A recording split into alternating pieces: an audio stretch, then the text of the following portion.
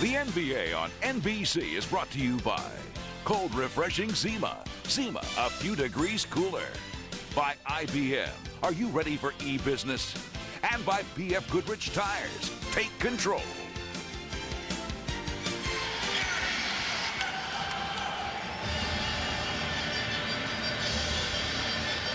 A check of the lineup says tip-off is just moments away.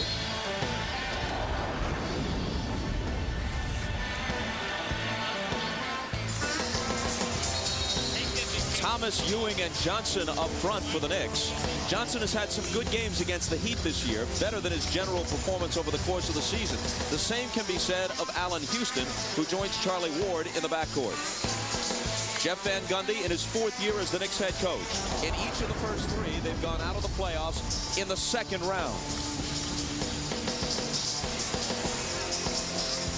Without Bashan Leonard, Jamal Mashburn, and Terry Mills for good portions of the season, nonetheless, Pat Riley's team secured the #1 seed in the East. And a look at his starting 5. Marley, despite being banged up almost constantly, bad back, bad finger right now, is an important defensive stopper for them on the perimeter.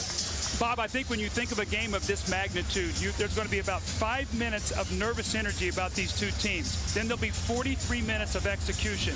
Who will win the battle of the execution? Because both of these teams are so evenly matched.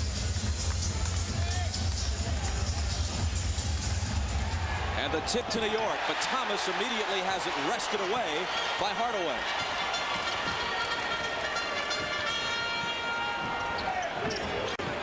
Jamal Mashburn to Marley, and now Mourning. First shot of the series is good for Alonzo. See, Alonzo realizes that Kurt Thomas cannot block his shot. Ewing, when he's right, can. So all he has to do is turn and face and shoot the ball. Good pass inside to Ewing from Ward. Ward's assists have been down and his turnovers up this year. Sharp pass that time on the Knicks' first possession. Mourning again. And the rebound to Ewing. Mourning was guarded by Thomas.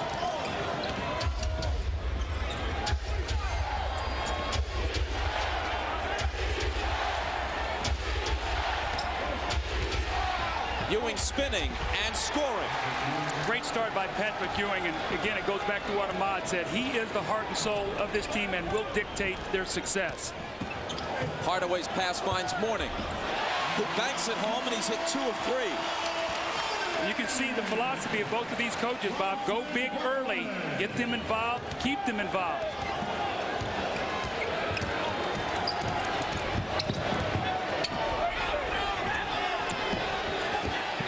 Larry Johnson just holding it. Now puts it on the floor against Mashburn. Slings it back outside for Ward, and Ward hits the 3. So Ward has started crisply.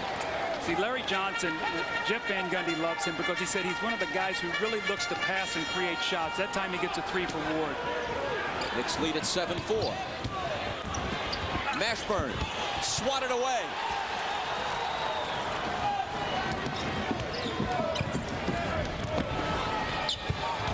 Johnson in a crowd with a nice pass to Thomas, and Thomas converts, and the Knicks go up 5. Well, so much for these two teams really being anxious to start this. This is tremendous execution. Both these teams excellent defensive teams, but getting any shot they want right now just with great passing.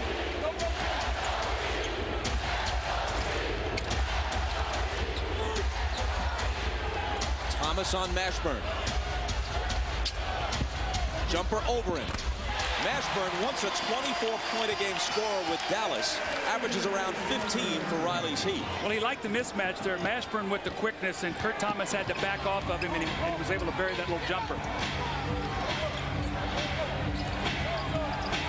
Marley guarding Houston. Jumper baseline over him is good. See, Allen feels very comfortable against Marley. He feels like he can rise up over the top of him where he can beat him with quickness.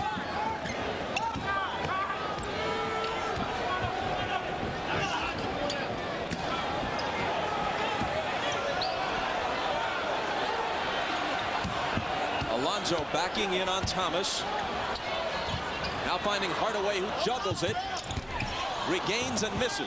Thomas chases it down. The Knicks, not an especially good shooting team over the past few years, have hit their first 5 shots of the playoffs. Can Thomas make it 6? He cannot. The rebound to Marley.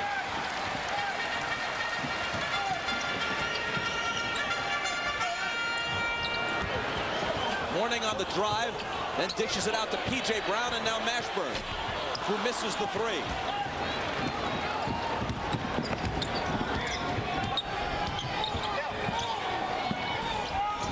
Ewing straight away.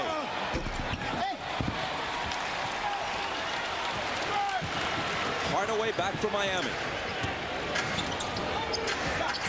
P.J. Brown. Flat-footed rebound to Larry Johnson.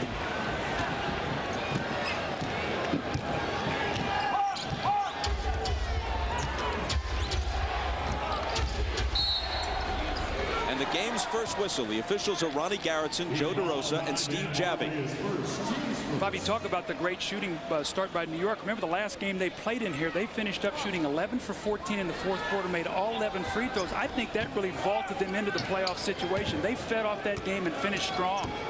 They won 6 of their last 8 to secure the 8th and final seed in the Eastern Conference playoffs.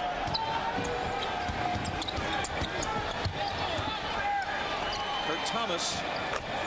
At TCU, Thomas led the nation in both scoring and rebounding. He's just an 8-point-a-game scorer for New York. See, I think they have to make Larry Johnson look for some shots. If they're going to help back on him, he's going to create a lot of open opportunities. He got an open J that time for Kurt Thomas and an open 3, so his passing has led to 5 points.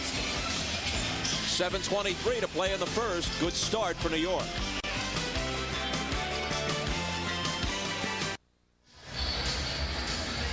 Prior to this year, Patrick Ewing had never averaged less than 20 points a game in the NBA. This year, he scored at a 17.3 clip. Missed a number of games with injuries, the most important, the Achilles injury. Well, he's gotten off to a great start here. He's warmed up. He's involved in the game early. They run the first 2 plays for him, a dunk and the little finger roll. And then he makes his presence felt on the other end with a blocked shot. So Patrick off to a very good start. And Bob, you know, in a 5-game series, if Patrick would struggle physically in the second game, if you'd have to play him 45 minutes and get a win today and then rest him a game, it would be vital to get this win if you could steal game 1. No back-to-back games, but every other day in this first round of the playoffs. Marley up top. Now P.J. Brown on the wing, and Mourning, this time down the floor, guarded by Ewing. Bumps off him, and there's a whistle after the contact for a foul. Allen Houston is the guilty party. That's his first. Now, with big guys who like to wheel in the middle, Bob, the worst thing you can do is reach in, because normally that ball is moving around and you're going to hit them on the arm. What you have to do is go body into them and make them make contact with you.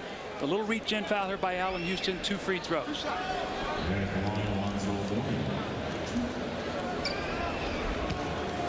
Mourning removing the goggles to shoot the free throws. He had a damaged right eye socket, which is why he's gone to the goggles, Kareem or Moses Malone style.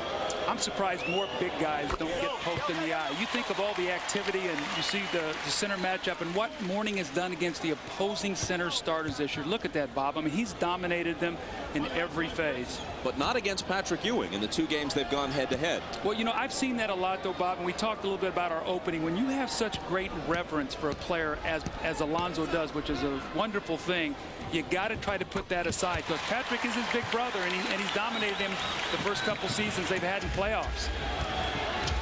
Is Mourning the MVP this year? He is, in my estimation, because of what he's done for his team with their injuries. They're the #1 seed. Now, is he the best player? No. But is he the most valuable player? Yes. Ewing working against him, and Mourning, who led the league in blocks, knocks that one away. And most importantly, retains possession of it. That's the old Bill Russell thing. If you're going to block a shot, keep it in play, give your team a possession. Hardaway, cross court to the open Marley. The 3 spins out, but Mourning is there. Second try won't drop, but back comes New York.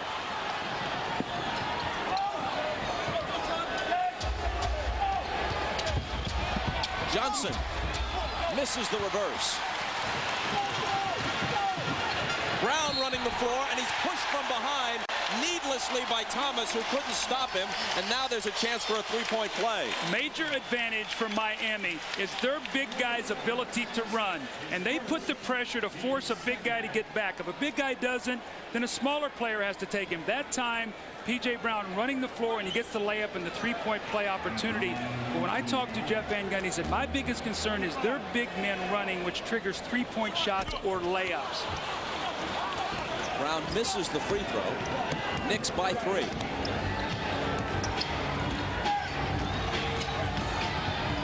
Ewing from Thomas. Patrick Ewing now with half a dozen. He's hit 3 of 5 in the early going.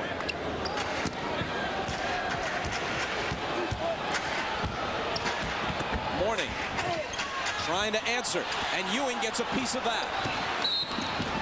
A whistle as they come out of the backcourt, and a Miami foul.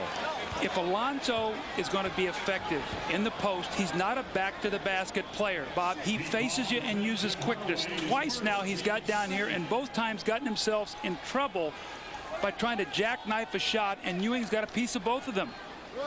Ewing's second block. At the other end, Hardaway's first foul.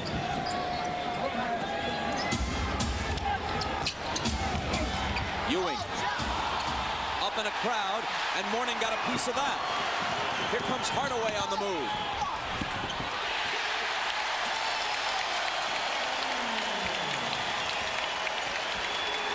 That's Hardaway's first basket. He concedes that some of his game, the quickness, the crossover dribble, is compromised by the knee injury.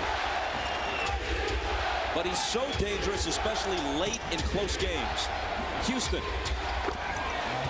Now, when I talked to Jeff Van Gundy yesterday, he said, I'm going to give Allen opportunities to play one-on-one, but from the top, not from the wing. That gives him more space. You saw it right there in that possession. Very confident play. Mourning. Missed the long jumper. Knicks come back trying to add to a 5-point lead. And they do. Houston. What a pass by Charlie Ward. Bobby just threaded the needle right down the lane, and you'd have to be very happy right now if you're Jeff Van Gundy. This team got off to a wonderful start here. Ward under fire in New York for his generally poor play during the season. Starts the playoffs in good shape, but it's early. P.J. Brown may have been on the end line as he tried to chase the rebound down, and he was. Block shots normally come off the ball, and Zoe has 2 of them in this game. That triggers the running game. You see Hardaway, he's not doing it with speed. He's using his eyes, weaving his way, finds the open area, and gets the score. Larry Johnson out, Latrell Sprewell in. Kurt Thomas in the lane. And the rebound bounces to Hardaway.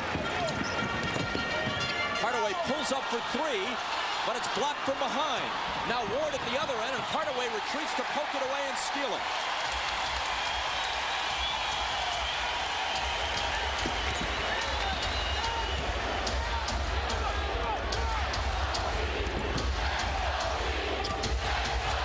Mourning screening for Hardaway.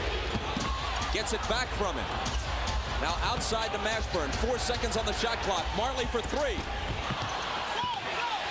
Mourning to follow. Goaltending is called.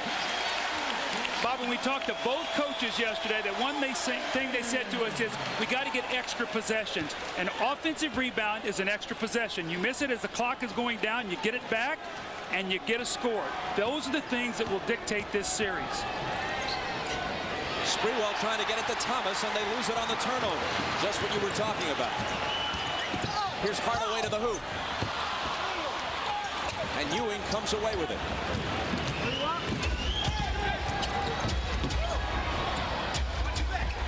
Houston.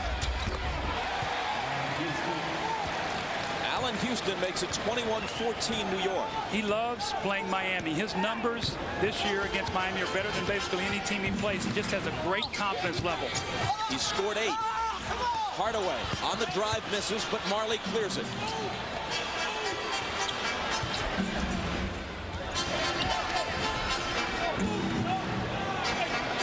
They will not double him early. They will late. So Hardaway is going to be able to back down and get his shot. Here it is in the lane, but it won't go for him. Sprewell. Out top to Ward, and they'll set it up. And New York asked for time with 2:32 to play in the first. They lead it 21-14.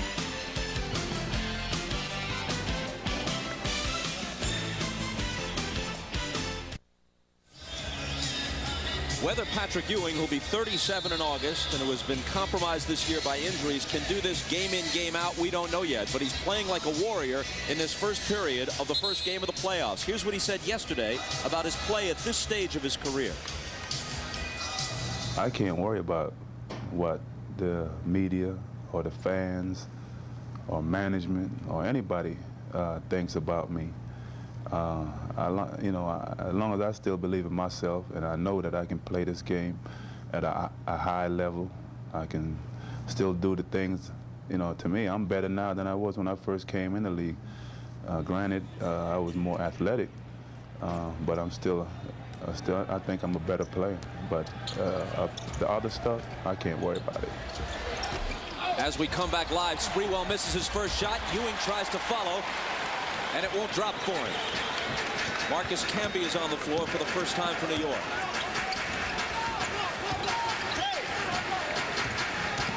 Terry Porter making his first appearance off Riley's bench in the Heat backcourt. This is Porter. Missing the three. Camby comes away with the rebound. Miami 0 for 7 now from the three-point line. Camby on the move and a whistle.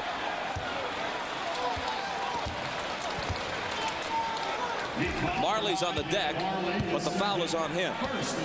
Bob, just to talk a little bit about Patrick Ewing, what he said, I think as a player gets older, the game slows down, you don't waste energy. I think that's what Patrick was talking about. His game has to change because he can't do the same things. That doesn't mean he can't be effective, and that's what he's going through right now, that change. Let's check in with Ahmad. All right, thanks, Bob. In years past, we had talked about Michael Jordan using all kinds of things to motivate himself. Well, I've been around Patrick Ewing quite a bit, and I think Patrick is using all these criticisms to motivate himself at this point to prove to everybody that he still is an effective player. Now, he also told me about this past summer that him and Alonzo got a chance to play against each other, and you can tell just talking to Patrick, he is not ready to give up this title of teacher in this teacher-pupil relationship with Alonzo. Alonzo, as Doug said earlier, will have to take it if it goes anywhere. Bob? Thanks, Ahmad. 1 of 2 for Marcus Camby, who had trouble getting minutes earlier in the year. He had 22 on Wednesday on 11 of 15 shooting at Madison Square Garden against the Heat. Of course, not much was at stake in that game. Hardaway gets free but misses the jumper. Ewing is there for his 6th rebound of the first quarter.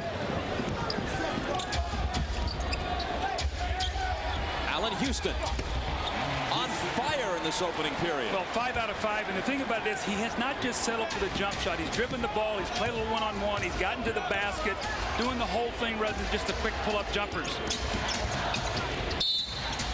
Hardaway delivers a pass for Mashburn, but first there's a whistle. Clarence Weatherspoon is in the game for the first time, replacing P.J. Brown on the front line for Miami. Well, I think one of the things we have to watch, Bob, is the bench. Pat Riley has really shortened his bench. He's going to talk about Weatherspoon and Porter coming off the bench, a 7-man rotation, maybe an 8th guy of a Sean Leonard as a shooter or a Strickland.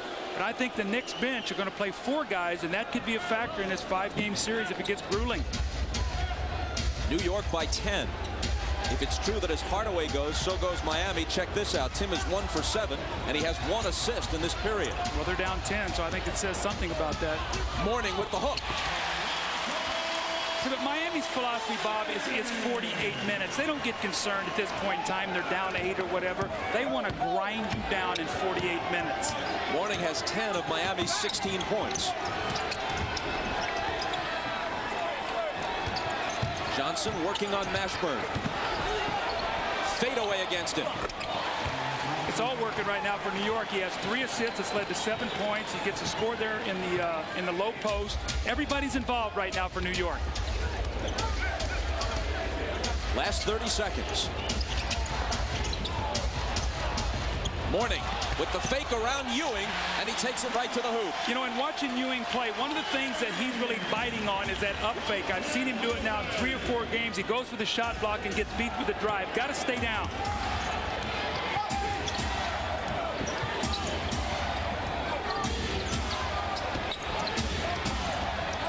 6 seconds. Johnson with 2 seconds. Got to fire it. And that's the kind of period it's been for the Knicks. They hit 13 of 21 from the floor in this period. 62% in the game's first 12 minutes. Larry Johnson has not played well at the end of the season, and Jeff Van Gundy said he's critical to us. Now, this is not the way he draws it up, but this is what he'll live with. If Larry Johnson can step out on the floor here and make these kind of shots, it's going to be a long day for the Miami Heat. First quarter gone by in Miami. New York by 10.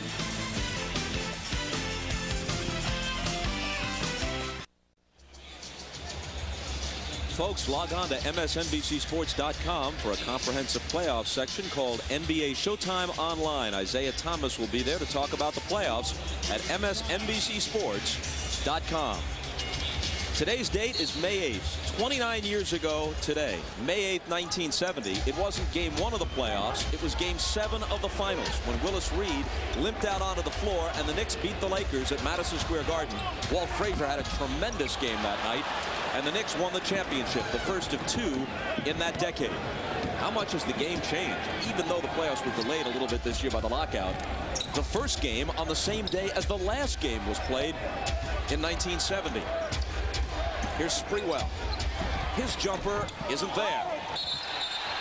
A battle for the rebound and a foul on Camby of New York. That's okay. You can live with that kind of foul. Marcus Camby is an aggressive player. You want him going to the boards. The one thing you don't want to do is pick up little ticky-tack fouls to get the other team in the penalty too early. Now, Vashawn Leonard coming into the game right now, that'll put Terry Porter at the point guard. Vashawn Leonard coming off a broken leg. Did get some rhythm in the 4th game that these two teams played against each other the other night in Madison Square Garden. So he has been shooting the ball well. Let's see if he can give them a lift at that 3-point line.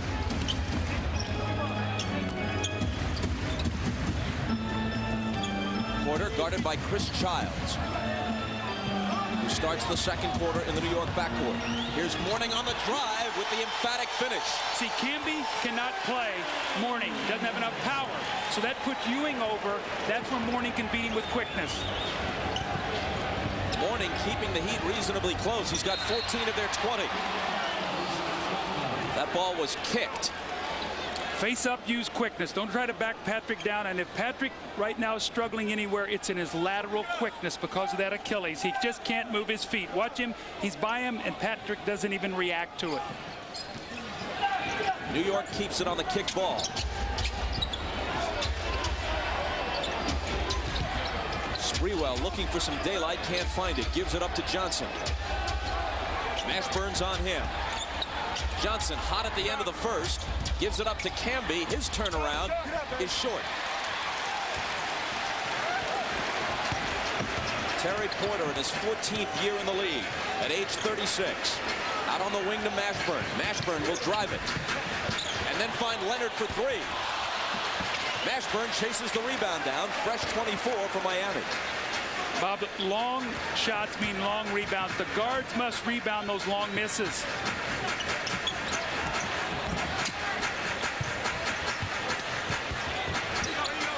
Mashburn, now Weatherspoon missed it very badly. Didn't draw iron.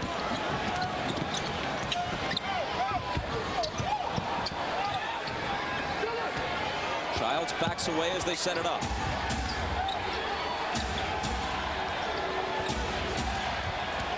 Larry Johnson backing in. His fadeaway. Air ball. And the loose ball is taken by Porter. Pushes it up 1-on-3, then circles back. Mashburn had the 3 if he wanted it. Takes it to the hole instead. Bob, we talk about New York. We always talk about scoring droughts. They have to stay away from them. Right now, they're in one of those droughts. They have not scored in almost 3 minutes. Jeff Van Gundy takes a timeout. They got to talk about it. It's a 6-point game now with 9:25 to play in the first half. This is the NBA on NBC. The NBA on NBC is brought to you by Gatorade Thirst Quencher, helping you play longer and stronger when it counts the most. Gatorade, is it in you? By Ford F-Series, the best-selling trucks are built Ford tough. And by Adidas. One of the things that Patrick is struggling with is his lateral movement. See where Patrick is right here. He should be up here where he can really get a bump on that guy as he comes off the screen. So Mashburn recognizes it, and then he turns the corner. And again, we see Patrick just struggling with that lateral movement. So they might try to get him more involved in those kind of plays as this game goes on. As we mentioned on the pregame show, most 1-8 matchups are just a simple, dust them off for the #1 seed. Not in this case. In fact, a lot of people in New York felt that although the Knicks are certainly underdogs here, they have a better chance against Miami than they would have had against the 2 seed Indiana had they finished 7. Ewing is on the bench now as play resumes. Here's Sprewell, and it drops for him. Sprewell now is playing his 4th playoff game, only played in 3 playoff games when he was Golden State, was swept by Phoenix. Kurt Thomas has not played in any, he's played in 3, can be none, so they're 0 for 6, those 3 guys in the playoffs in their careers. The ball is kicked by Childs. In fact, Sprewell, in his 7th year in the league, hasn't seen the playoffs since 1994 when his Warriors, as you say, were swept by the Suns in 3. Charles Barkley dropped 56 on them in the final game. What was the score? 140 to 133. That's probably the combined score for 2 games in this series.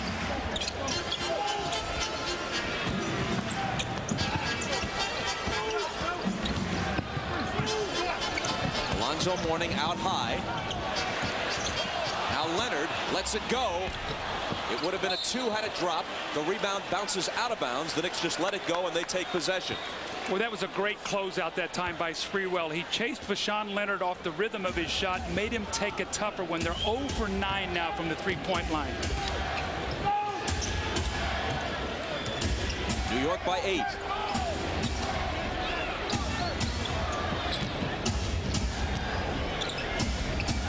Camby.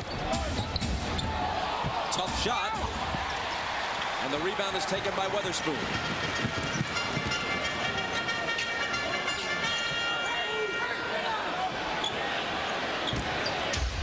Mashburn backing in, turning baseline, misses the bank, and Thomas has him. Zoe's getting tired. Pat Riley's going to have to keep his eye on him, maybe give him a little rest.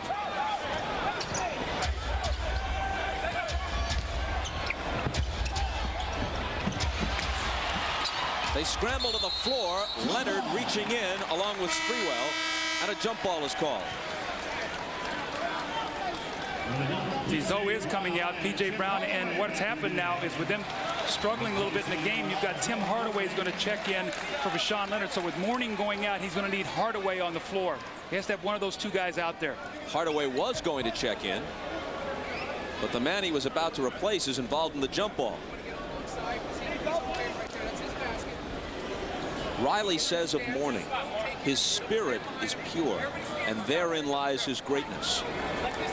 That is both a way to praise him and to soften some of the criticism for his occasional lapses in judgment in previous years.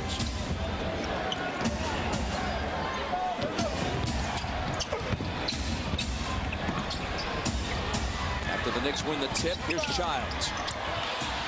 Pass goes astray, and back comes Miami after the turnover.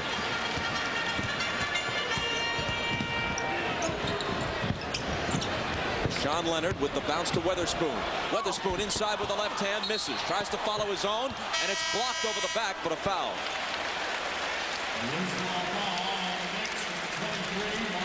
That's Marcus Camby's 2nd. So again, New York is in one of those situations, Bob. They've scored 2 points in this quarter. We've played almost 5 minutes. The only thing that's keeping them in front right now is their defense has been very good, and Miami's probing, trying to find some offense.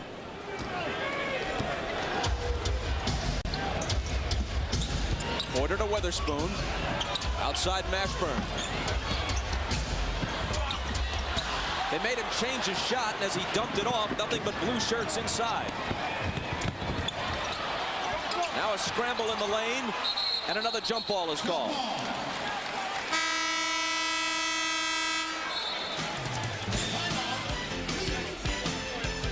Before they jump it up, Larry Johnson will have to get up. 6:58 to play in the half.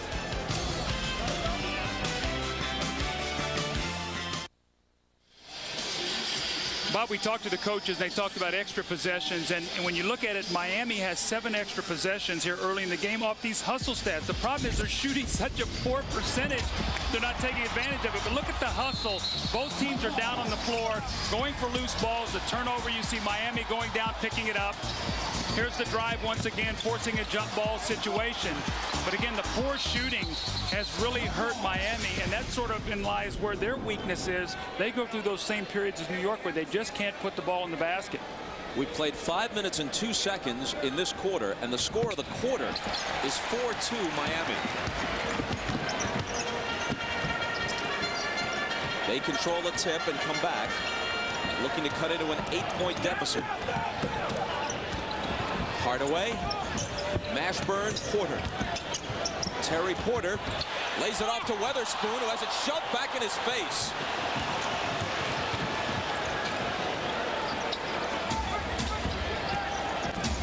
Sprewell continued with the shot, even though it was interrupted, and managed to improvise the hoop. Well, Allen Houston off to a great start now. Sprewell coming off the bench, giving that same energy. So all things, again, going very, very well for New York right now.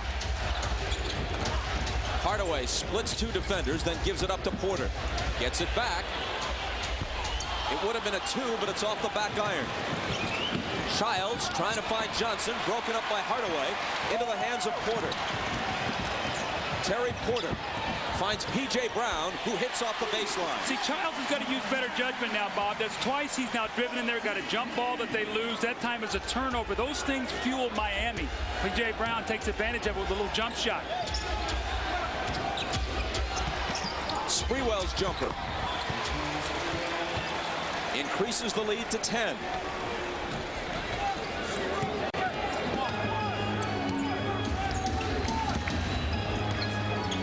Sprewell's name already being kicked around in trade talk.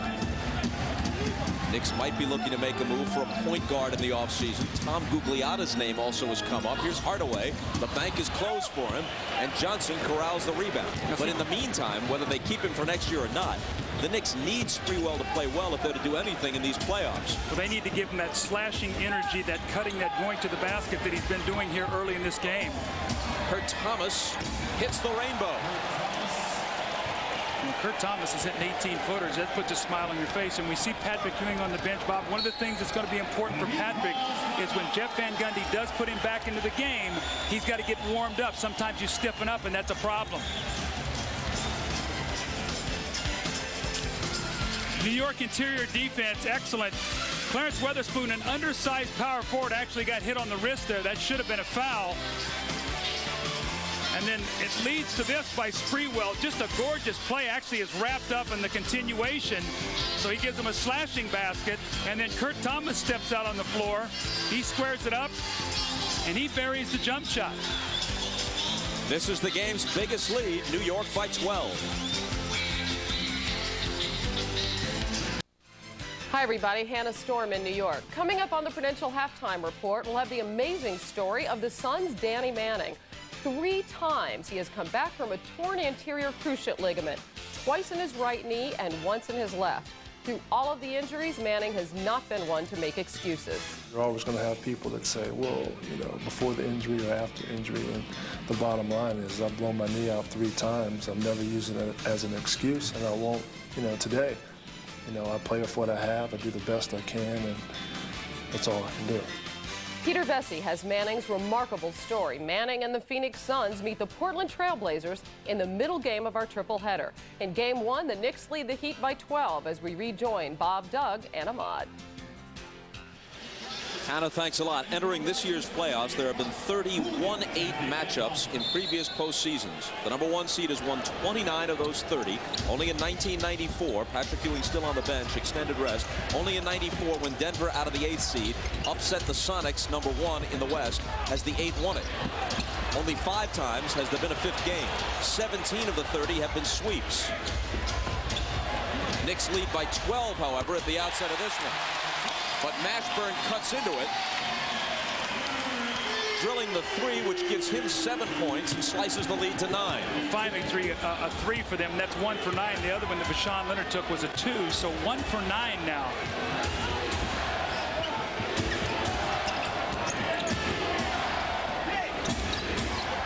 Sprewell fires and hits. Man, he's playing very, very confident right now as Patrick Ewing comes in. Patrick has got actually a 16-minute rest. Now, game time not that much, but set for really 16 minutes. Mourning gets inside and finishes it.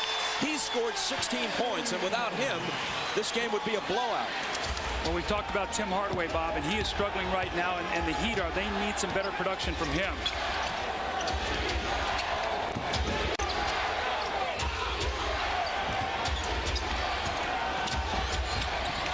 Johnson wheeling into traffic and losing it. But it's poked away from behind, and Mashburn has it taken away. Here's Camby on the feed from Childs. Plus the foul against Mourning. And more importantly, Marcus Camby going up there and powering it in over Alonzo Mourning. Really the only guy on their front line who can make this kind of spectacular play. Looked like that they had a chance to cut it to 7. The turnover. Now with the Thunder jam by Camby, you see him hang up as he comes down. He looks at Patrick Ewing. It gives his team an 11-point lead.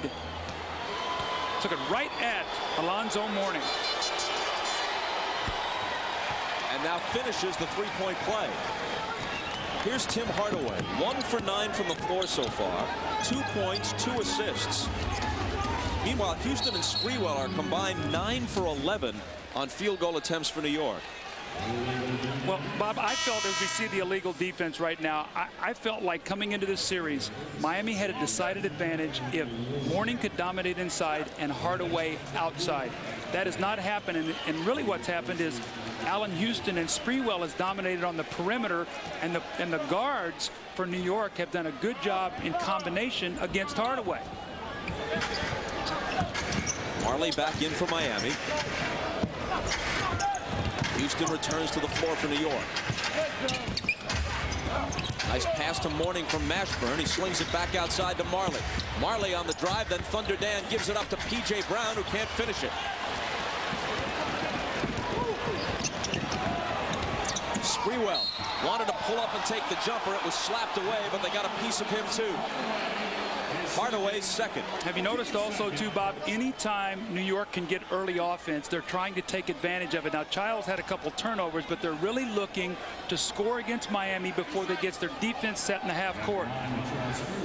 Jeff Van Gundy early in the year was reluctant to have Houston and Sprewell on the floor at the same time. They're out there now.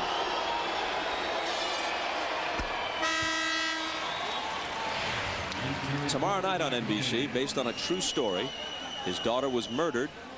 Now a father won't rest until her killer is brought to justice. The hunt for the unicorn killer tomorrow night at 9 Eastern, 8 Central on NBC. Pat Riley now has taken Mashburn out as a small forward and come in Marley, so he's trying to match up with New York right now with Sprewell and Houston hurting them. Now he basically has Hardaway, Porter, and Marley in the game on the perimeter. Smaller perimeter team. 14-point New York lead. Sprewell with 10 points off the bench, all of them in this second quarter. Mourning with the bump and the shot, and it spills off.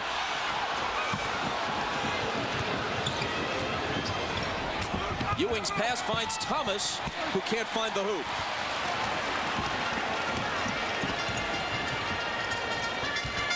P.J. Brown. Bob, I got to get into my coach talk again. Finishing quarters, finishing halves. New York has dominated this half. They cannot allow Miami to make a little 6-8-0 spurt here to get themselves back.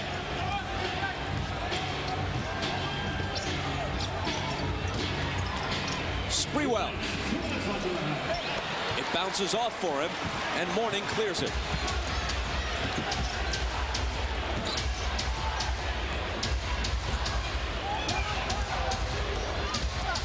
Hardaway had it knocked away. Here comes Sprewell. All the way. Had to change the shot and still hit it. Took it to the other side of the rim and scored and went down hard after the foul. Now, how about this now? They've gotten 2 opportunities for 3-point plays. You see Sprewell shaking up on the play, and Camby both over Alonzo Mourning, and 2 fouls on those plays. So not only do they not stop the play, But you see the strip right there, the great hands by Kurt Thomas, the frustration of Tim Hardaway, and the speed of Sprewell, all in combination there. He takes it to the other side, uses the basket and the rim as a shield. Mourning with the foul. Big play.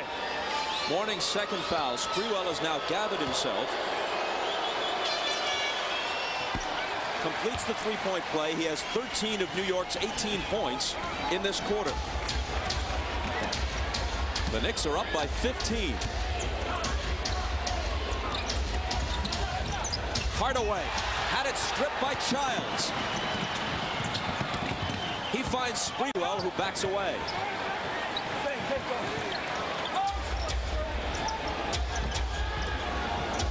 Allen Houston against Marley.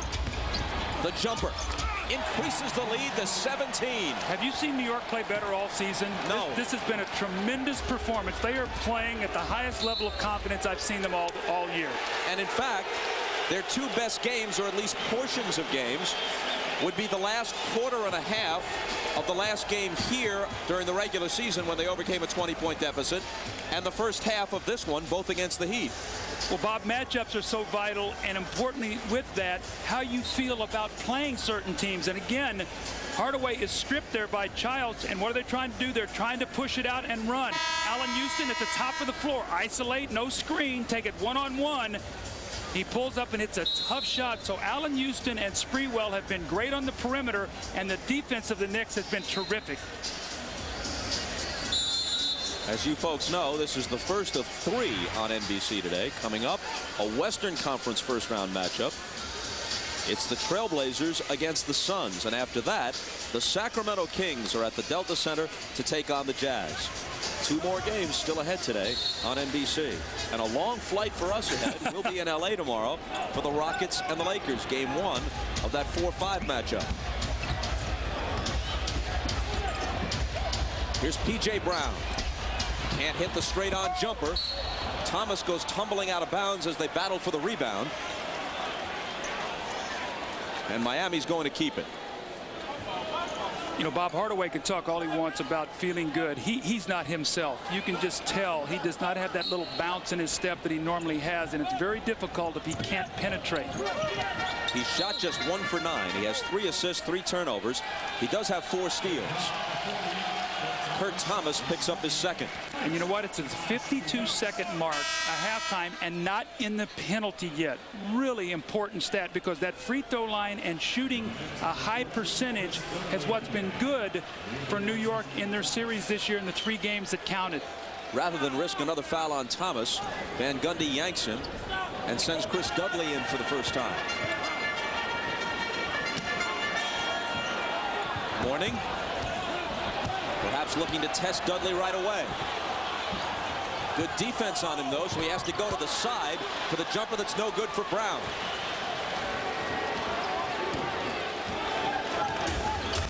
Last half minute. New York up 17. Boy, Sprewell wants that ball against Porter. And he's got it for the jumper over him. This time it's off. Out of bounds to Miami. Sprewell and Porter, of course, familiar with each other from all their years in the Western Conference. And in fact, part of the reason why Pat Riley, a shrewd judge of talent anyway, wanted Terry Porter, who's been one of the real finds of this abbreviated season, is that Porter ran the point for so many years for the Trailblazers and did it very effectively in his prime when the Trailblazers were a prime opponent for Riley's Lakers out west. Well, he likes his toughness, and he likes the fact also he can slide over and play 2 guard and play with Hardaway and have a great finishing unit out there for Miami. He's always part of that finishing team.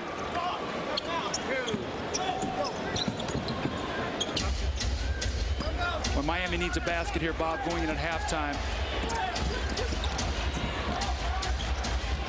Hardaway. Terry Porter inside the Mourning.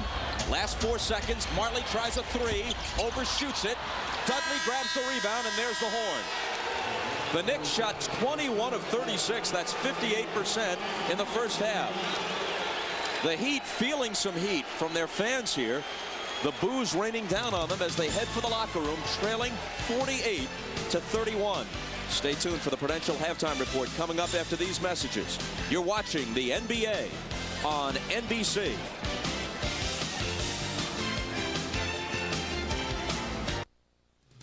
This is the Prudential Halftime Report, brought to you by Prudential. Prudential, a leader in insurance, investments, real estate, and financial services. See why Prudential is today's rock-solid choice for your financial needs. It's halftime in Miami with the Knicks taking it to the Heat, 48-31. This is New York's biggest lead of the game. Latrell Sprewell, 13 points off the bench, and Allen Houston has 12 as they lead the Knicks. Hi, everybody. Hannah Storm back with Isaiah Thomas and Peter Vesey. We will hear from them shortly. Game 2 of our triple header is Phoenix at Portland. One of the stories to follow in this game is that of the Suns' Danny Manning. Manning played in all 50 games this season, and that in itself is remarkable. Just 13 months ago, Manning suffered a torn anterior cruciate ligament in his right knee, a devastating injury for any athlete, but for Manning, it was his third such injury. In 1989, he tore the ACL in his right knee. In 1995, he tore the ACL in his left knee, and he has come back each time. In fact, he's the only known professional athlete to come back from this type of knee surgery 3 times. Peter spoke with Manning in an appropriate setting, the gym in his home, which Manning still uses to rehab his knee injuries. The dream is real. Kansas has won the NCAA title.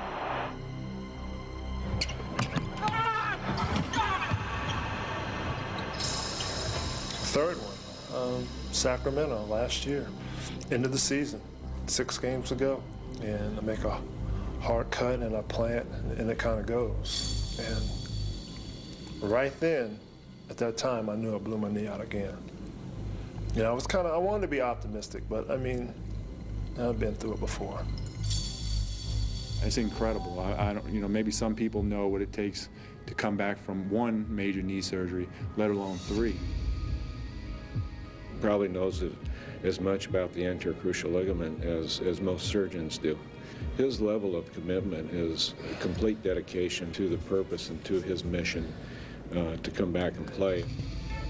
The first of Manning's 3 torn ACLs occurred just 26 games into his rookie season. He would have returned to play over 70 games in each of the next 4 seasons. In 1994, he was traded to the Hawks, who would later offer him a 5-year, $35 million contract. He rejected it.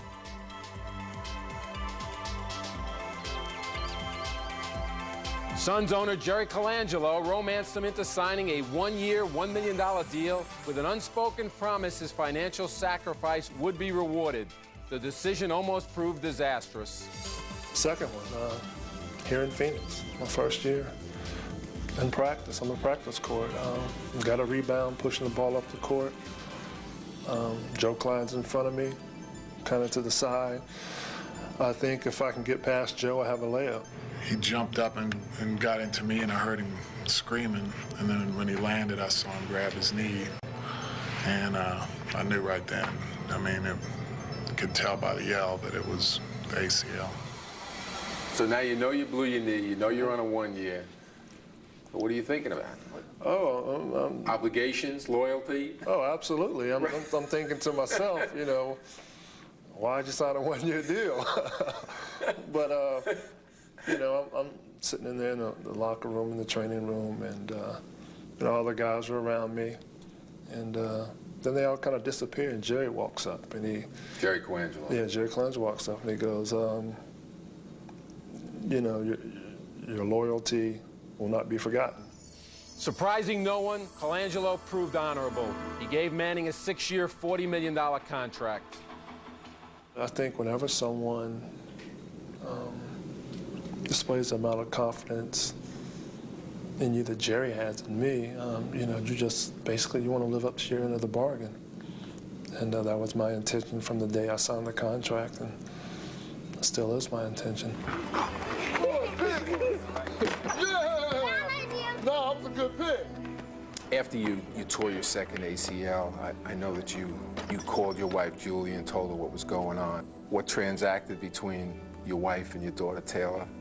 I call up Julie and tell her, you know, I did it at practice, so she didn't see it on TV, and I'll tell her what happened or what I think happened, and a little distraught and upset. And my daughter Taylor was standing beside her, and she's like, Mommy, what's wrong? Did Daddy's plane crash? And she kind of looked at her like, no, his plane didn't crash. Kind of put things in perspective for us. I get frustrated because a lot of people talk about, well, he didn't achieve this or didn't achieve that, being the #1 pick in the draft. But, the bottom line is, under the circumstances he's been faced with, he's had a remarkable career. The one good thing for me is I've never depended on my athletic ability. I try to go out and think the game and play a smart game, and I think that's one of the reasons I'm able to play with 3 torn ACLs. Yeah, so your intelligence increases. You might have lost a step, but you might have gained a step or 2 up here, correct? I like to think so. Is it the recuperation from the 3 torn ACLs that's your biggest accomplishment, or does it go deeper than that? Success isn't measured by the position you reach in life. It's measured by the obstacles you overcome. Really inspirational story. Went from being the #1 pick in the draft. Now he's coming off the bench. His career's just been a series of adjustments. Manning came into the NBA the man, then he became the league's best 6th man, and now he's the miracle man. Bob Young, a sports writer for the Arizona Republic, wrote that, and I just plagiarized it. Peter, you know what impresses me about Danny Manning is that he truly loves the game. He would never be able to come back from this type of injury if he wasn't inspired by the love just to play basketball. That's what kept him so positive. Manning and the Suns in Portland to face the Trailblazers in Game 2 of our triple header. When we return, we'll visit San Antonio to check in on the Spurs and T-Wolves. First, a message from Prudential and a word from the NBA.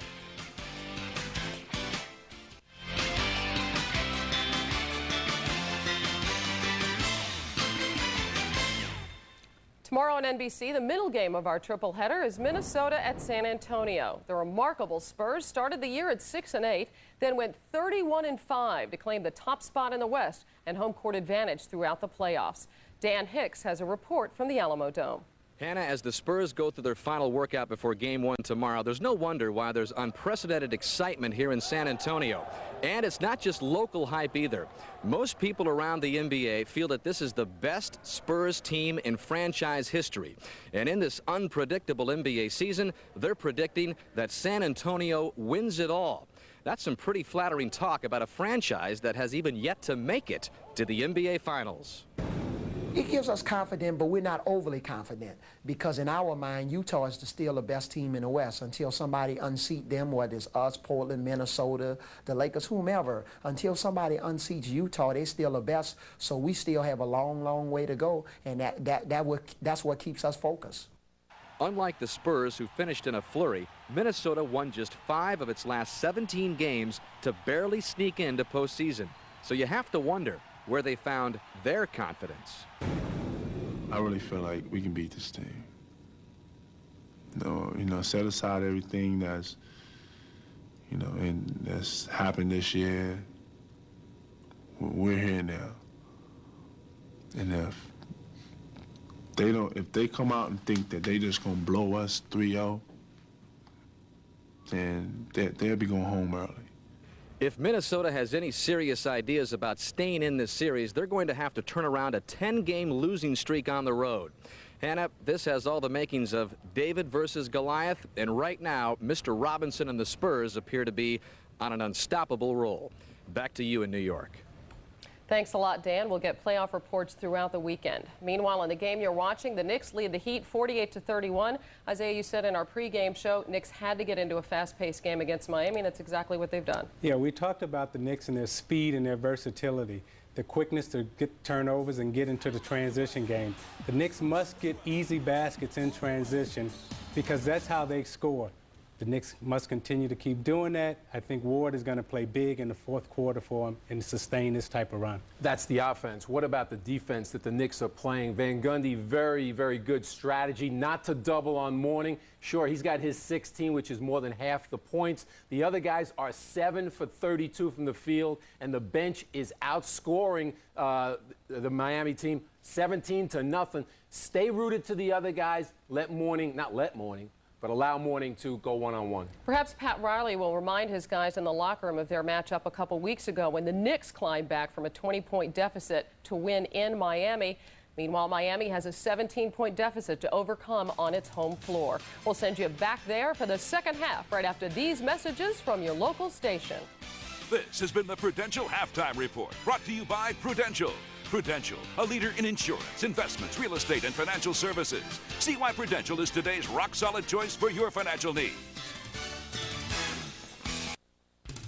The NBA on NBC is brought to you by NBC's Sunday movie, The Hunt for the Unicorn Killer.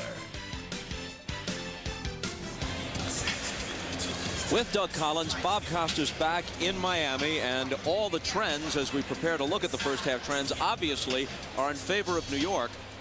A surprising, if not shocking, first 24 minutes. Their execution was brilliant, and when you look what New York did, Sprewell and Houston a combined 25 points. When those two guys both scored 20 in the same game, they're undefeated 4-0 this year. The field goal percentage, they did a wonderful job closing out on the Miami shooters. Only 1 of 10 from 3, a major key. Season percent, you see 36%, but bench points, Bob, 17-0. So the difference in the game is really the bench right now. Sprewell coming in, Camby, Child gave them great effort.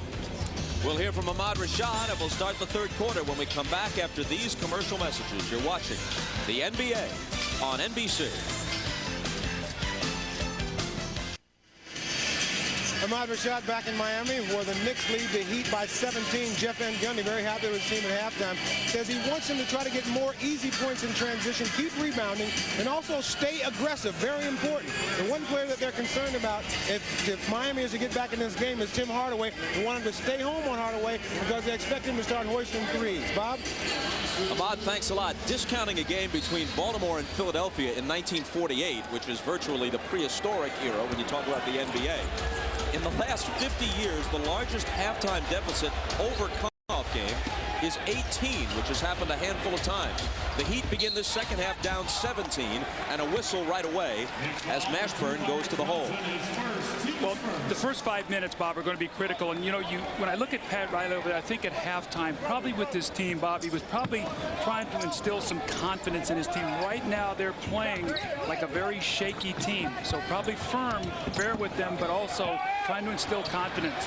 That was foul number 1 on Larry Johnson. Alonzo Mourning finds Hardaway, who's been cold. Not anymore. And did you see Jeff Van Gundy's reaction? It's a broken play. He knows Hardaway shoots the shot. He sort of kicked his foot in disgust, like, uh-oh.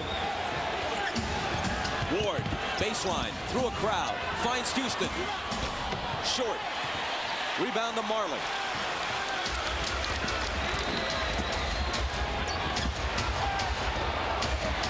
Hardaway slices in between Ward and Ewing and gets the bounce. Boy, did P.J. Brown touch that ball? It looked very close. If so, that would have been goaltending. I think they gave the basket to Hardaway. Very close there. From 17 down to 12 in the space of about a minute. Hardaway with the 3 and then the drive. 2 points in the first half, 5 here in the first minute of the second half, and a New York turnover. Now Hardaway will shoot a 3 if you don't get to him. He loves it. Here it is. Ewing is there to take it. When he feels the momentum, he tries to shoot that big shot.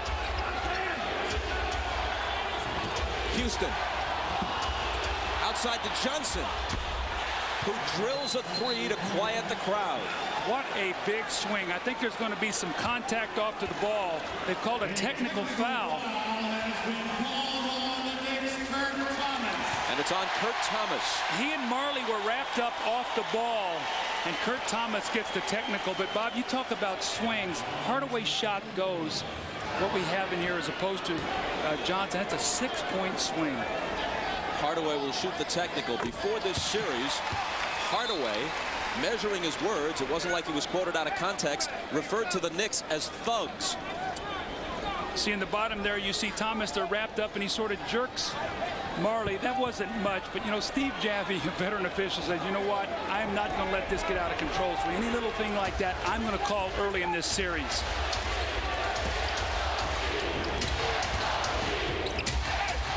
The jumper out of the corner is no good for Marley. And the rebound belongs to Johnson. Marley remains scoreless.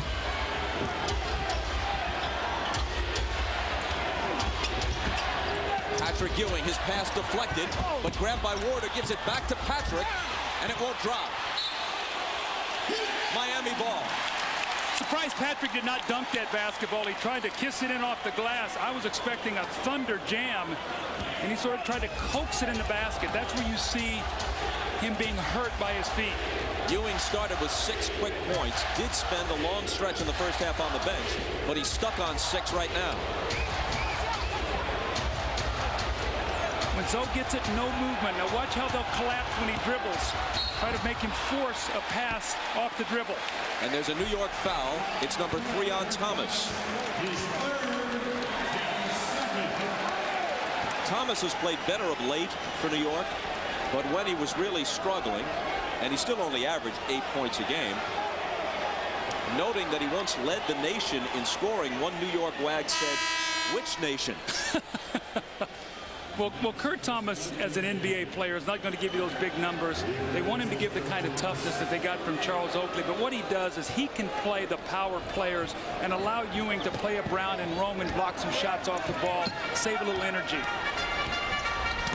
Brown screening for Hardaway, then gets it back into the corner from Mashburn, who misses the 3, and Ewing grabs it. Their shooting is woeful. They're getting open shots. Marley on Houston. Ewing guarded by Brown. Missing the jumper. Mourning alone for the rebound.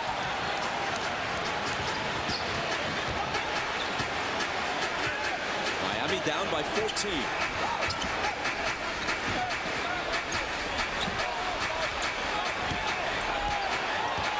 Mourning backing in on Johnson. Now the turnaround.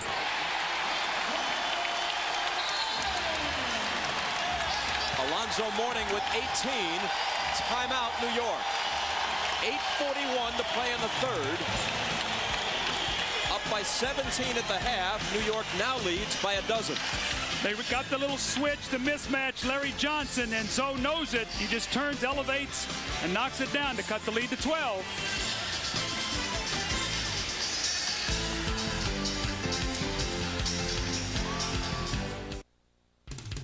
The NBA on NBC is brought to you by Miller High Life. There's nothing wrong with being a man. Nothing at all. By Honda, a winning lineup of cars, sport utility vehicles, and minivans. And by Nike.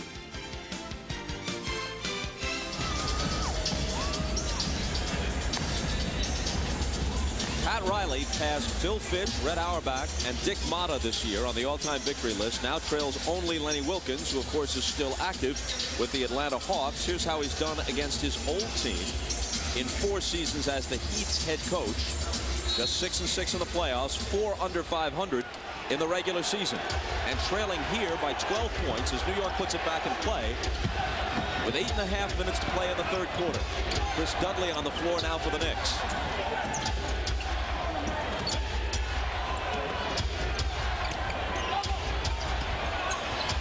Houston double team finds Ward.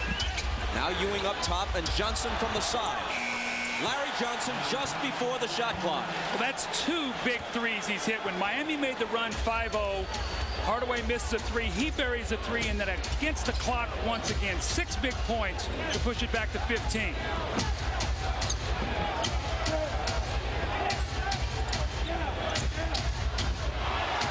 Now New York steals it with Charlie Ward all over Hardaway to deflect the pass.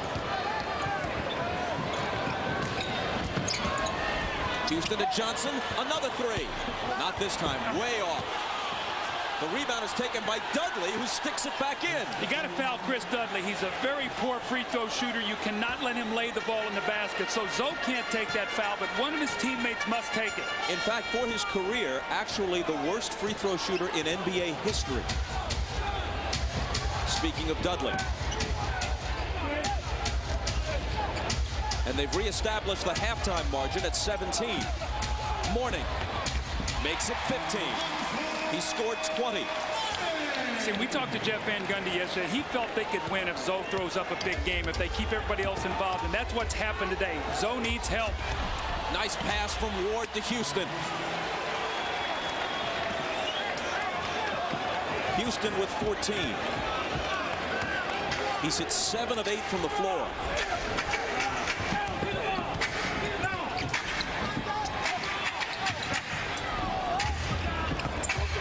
Mourning in traffic and foul.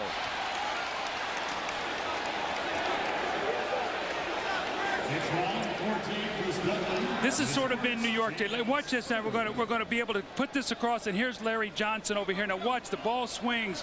1 pass, rotation, 2 pass, 3 pass, and LJ. That's sort of been the story for New York. The crisp ball movement, the passing, and really stretching Miami's defense out.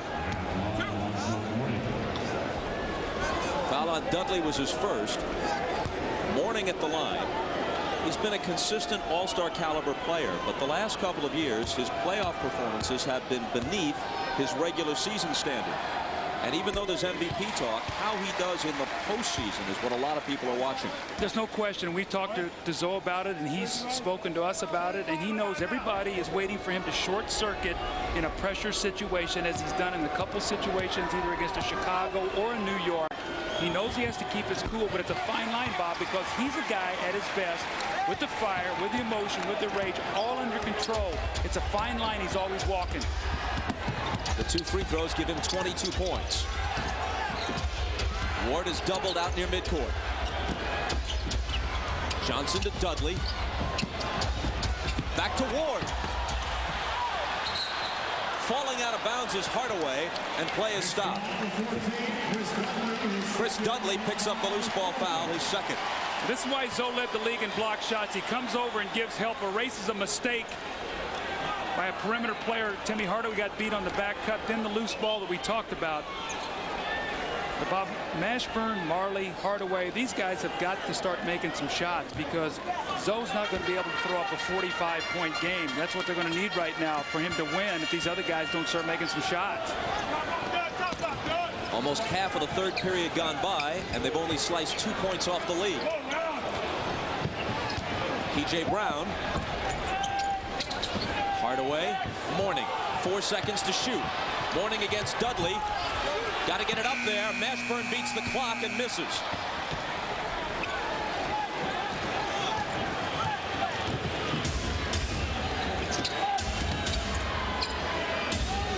Ewing. Since scoring the first 2 New York baskets, he's 1 for 8. Mashburn just trying to get rid of it as he's trapped along the baseline, and now the officials are discussing what the call should be. Do you sense some urgency coming out with Miami now? They're getting anxious. You see that play by Mashburn, really no place for him to go. And New York's defense right now has done a great job of Zoe keeping him out of the middle, forcing him on the baseline, forcing him to give the ball up. And just nothing is easy right now for Miami. Without their 3-point shooting, it's painful for them to try to score today. Possession goes to Miami. No foul on the play.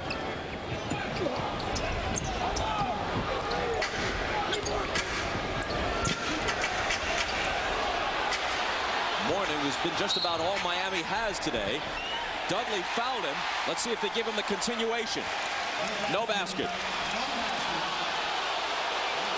No basket. Foul on Dudley, his third before the shot. Finally, one team gets in the penalty. No team got in the penalty in the first half. Either side. Now, the penalty situation, Miami shooting free throws, the last 5:24. Can they take advantage of this? With Mourning at the line, back to the MVP question. And none of this is to diminish Mourning's standing in that regard.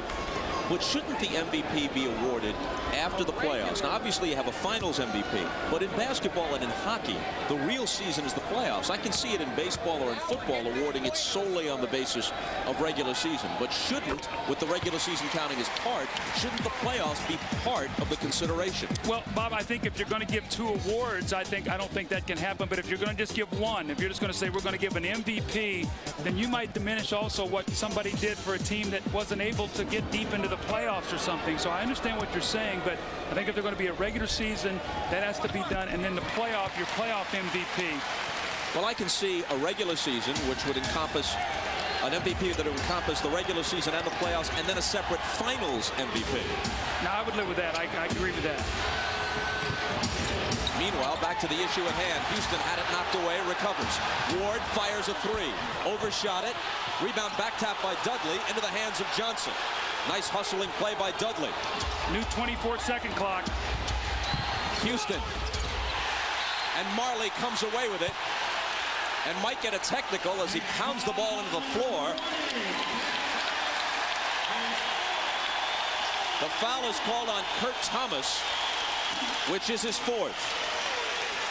And coming up on NBC. A train carrying a deadly cargo. He's gonna die if he doesn't get help. The heroes who fought to save a city. Daddy. Atomic Train, NBC next Sunday. Thomas sits down after his 4th foul. Marley to the line, misses the first, and the deficit remains 13 for Miami. Now Dan Marley's got a broken little pinky finger on his right hand, which affects his shooting. He's also suffered with back spasms, and he's really lost that offensive thrust. He's become what Pat Riley talks of a ball mover, a guy who moves as a basketball, gets us some easy shots. But they've got to take advantage of these free throws, Bob. They've gotten to the penalty here, and New York cannot commit silly fouls now. 1 of 2 for Marley, and the lead is 12.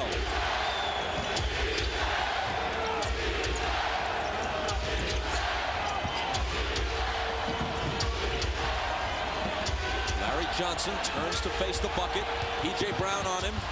Into the paint. Now the fadeaway. Misses. Ewing. Blocked by Mourning. Loose ball scrambled for. Sprewell pops a 3. And finally, it's in Marley's hands. They can get it down to 10 here, or 9 if they hit a 3. It'll be Hardaway.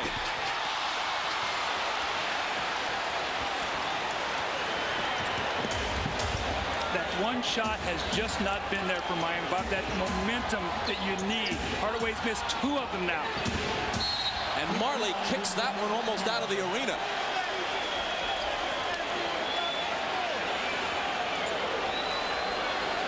Last time a ball was kicked like that in Miami, it was by Garo Yepremian.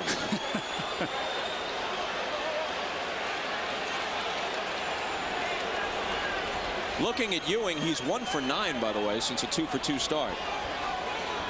Patrick Ewing was thinking it was goaltending. That ball was on the way up. That's a good non-call. Good block. Charlie Ward with daylight. Misses the 3. The biggest shot of Charlie Ward's life was a 3-pointer in this building last year, Game 5, late in the game. As the Knicks, coming out of the 7 seed, upset the 2nd-seeded Heat last year.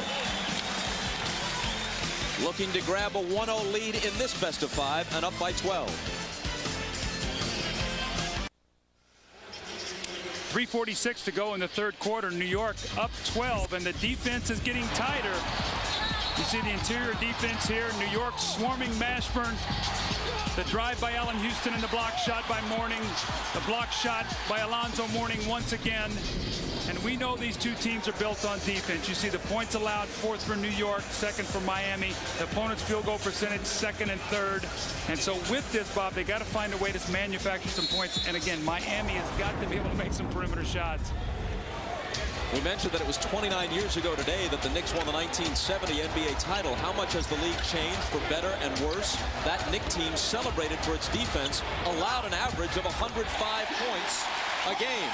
This game will probably be won by a team in the vicinity of 80. Hardaway, showing some life in the 3rd quarter, makes this a 10-point game. Miami's on a 7-0 run. Sprewell to the floor. And a traveling call. Composure. Right now, New York must maintain their composure. Hardaway, no double team. Now in the 4th quarter, they'll get the ball out of his hands, but now he can back it in. Go to it once again. Let Hardaway, now that he's got a feel, work. Nice pass from Hardaway to Marley, but it spills off the lip of the rim. Houston on the move and bumped.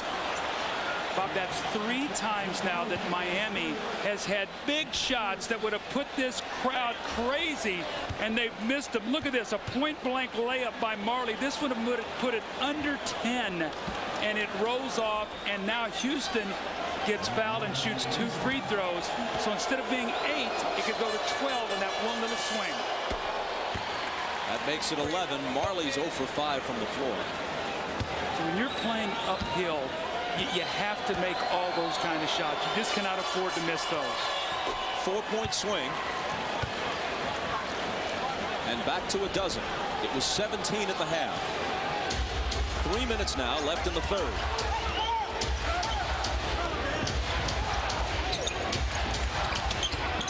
Mashburn made a nice move but couldn't finish it. And there was contact as Johnson took the rebound and a Miami foul. It's on Mashburn, his first. Another missed layup leads to frustration and the foul. Mashburn makes a great play here. He goes to the basket, just shoots it too hard. He's got a point-blank layup and just misses it. And in his frustration, he fouls Larry Johnson. In these best-of-5s, the margin of error is obviously even less than in a best-of-7. Mourning steps in front of Ewing and picks it off. If Miami loses this, it means they have to win at least once in New York to win the series, and they've not had much success at Madison Square Garden during Riley's tenure.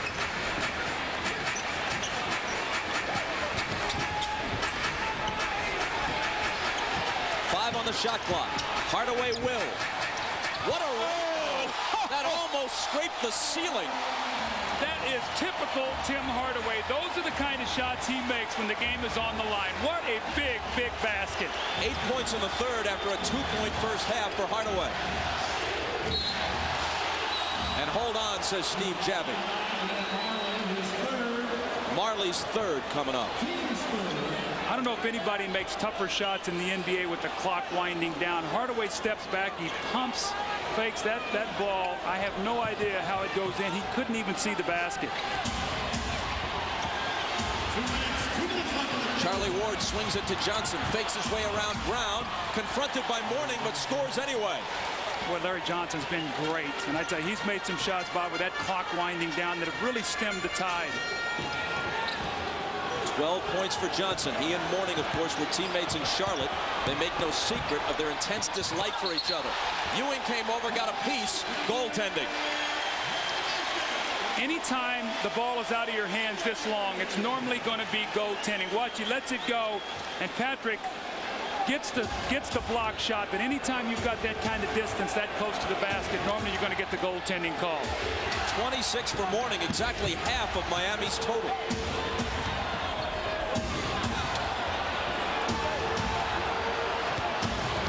Little hop into the lane.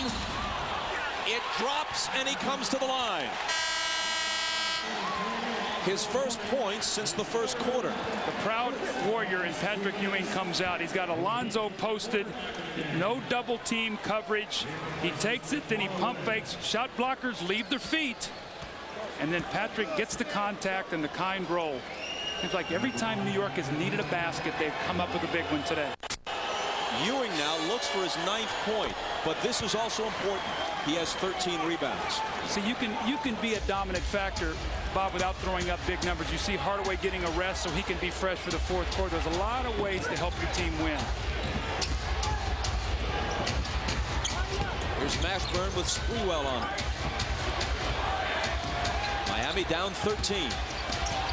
Mashburn blocked by Ewing. Like blocking shots. Nice pass from Ward to Houston, but he didn't have the shot. Johnson does.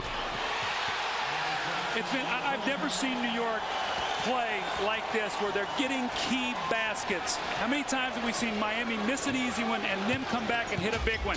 Also, a lot of what we've seen from the Knicks is the style they were trying to convert to this year, largely unsuccessfully in the regular season. Mourning misses the turnaround in the lane. Ewing with his 14th rebound.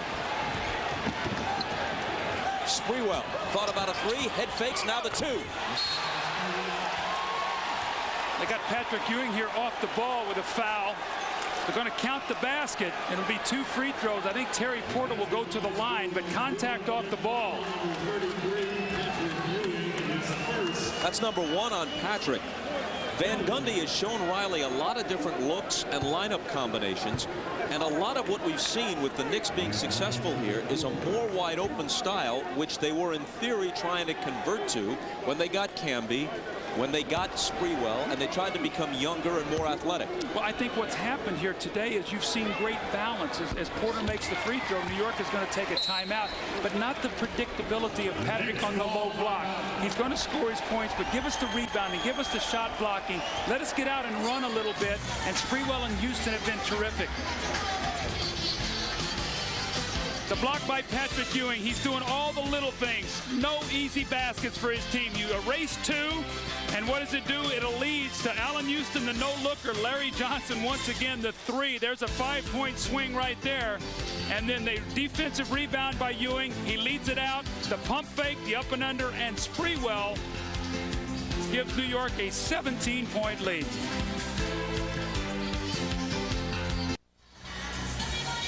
How big has Larry Johnson been? 15 points. He's tried 4 3-pointers. He's made 3 of them, more than the entire Miami team. Miami is 2 for 16 on threes. Meanwhile, as play resumes after the timeout, Terry Porter at the line. He made a free throw a moment ago to make it 70-53 New York. At point number 53, the free throw by Porter was the first point Miami has gotten from its bench. Now, we know that Riley plays a short bench, especially in the playoffs, but that's ridiculous. Well, they've just not been able to make any shots, and really the only guy who's been able to contribute on a consistent basis today is Zoe, but they'll live with Zoe with big numbers. They've already said that.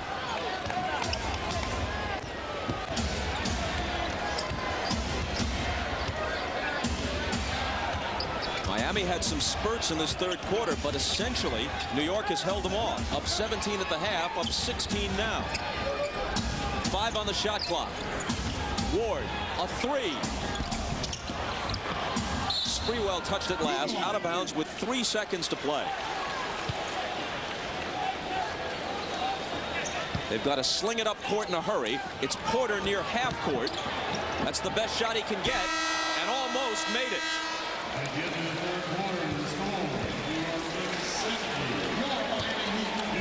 The rebounds and the blocks, more important than the points. He's put 9 points in the scorebook. New York has a 16-point lead. Heading for the fourth. We're back after these messages and a word from your local station. This is the NBA on NBC.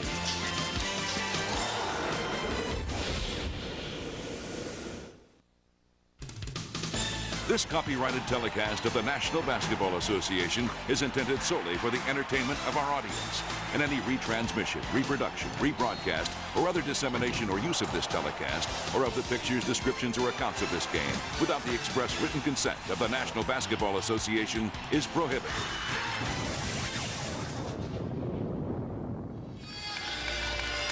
The last time the Knicks played here during the regular season, they trailed by 16 entering the fourth, and won the game by a basket in regulation. Now the situation is reversed in game 1 of the playoffs.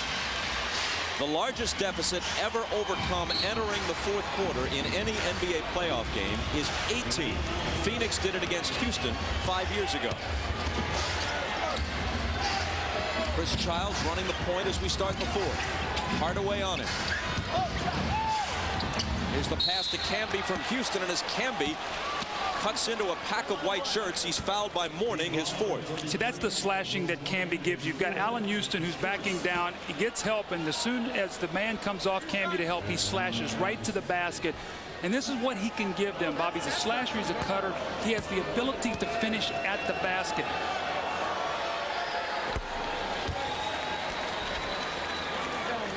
Bobby, you talked about the comeback here in the fourth quarter. Miami's 24th worst in the league in terms of the fourth quarter scoring. They only average 22, so they're going to have to almost shut the Knicks out if they keep up that percentage.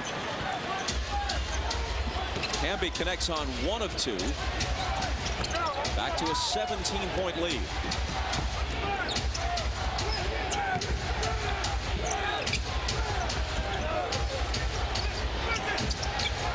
Here's Marley. Head fake. Gives it up to Hardaway. Straight on 3. Off the back iron, and Camby takes it. They'll have to convert almost every open opportunity like that if they're to mount a comeback. See if they go back to Allen Houston again in his matchup with Marley. Let him isolate, either get the shot or create a shot for one of his teammates.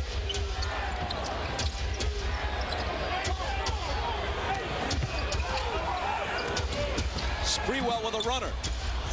And Marley takes the rebound flat-footed.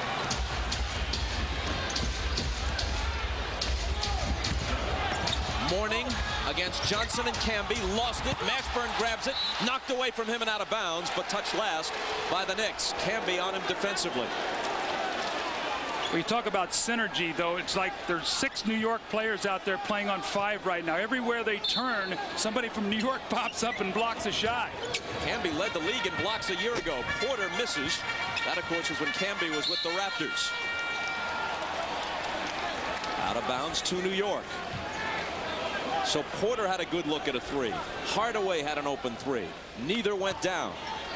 Question I have is, New York can keep playing like this with Patrick sitting. Do you let him rest the whole game so he doesn't put any more strain on that Achilles? Makes sense unless Miami makes a run. Absolutely.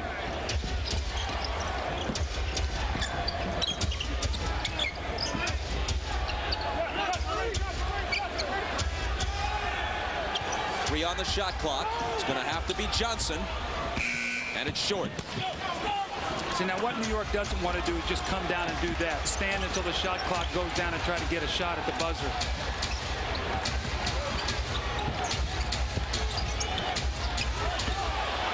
Mashburn given a bit of room by Johnson. Now it's Marley. And it spins out. Mourning on the offensive glass. Foul by Camby. Meanwhile, as Ewing, for understandable reasons, takes some breathers, Mourning has played all but 2 minutes of this game to this point. He's played 36 of the 38 minutes so far. It's not his fault, but his team is down 7. The NBA on NBC is brought to you by Brewery Fresh Budweiser, the official beer sponsor of the NBA.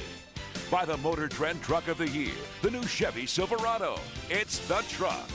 And by Nasonex.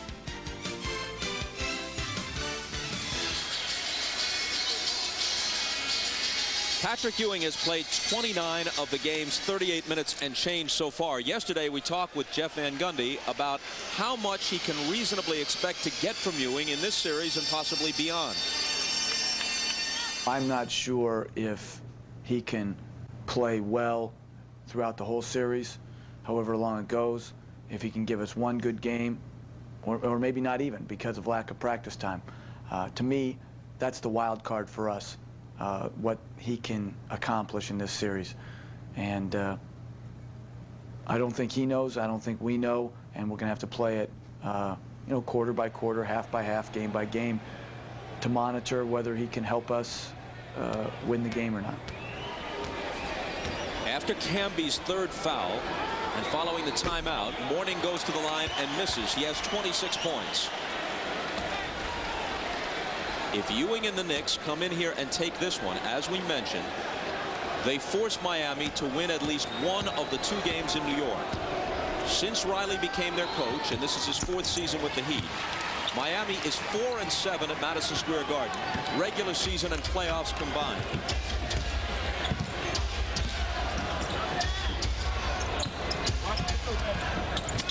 Houston gets into the lane and then loses it as his path to the hoop was blocked.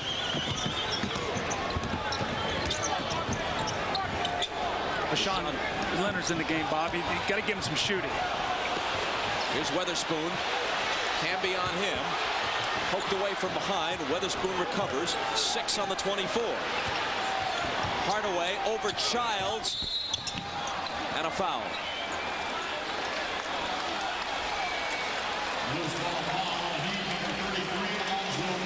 It's on Mourning as they battled for rebound position, and that is his 5th. Their chances are slim to begin with. If he goes, the remaining chance seems to go with him. Well, I tell you, Jeff Van Gundy's done a terrific job getting his team prepared, as you see Zoe voicing his displeasure to Ronnie Garrettson. But I think he's a very, very underrated coach. When you talk about getting his team ready to play in the playoffs and the adjustments, his team is ready and playing well. As Mourning goes out, Ewing comes back in. He'll match up for the time being against P.J. Brown. Childs fakes the 3, pops the 2.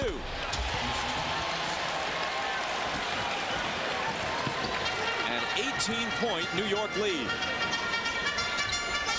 And Patrick Ewing is back in the game, even with the 18-point lead.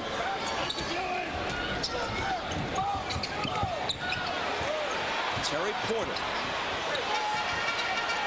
over Houston. The three spins out, and Ewing has yet another rebound, his 15th.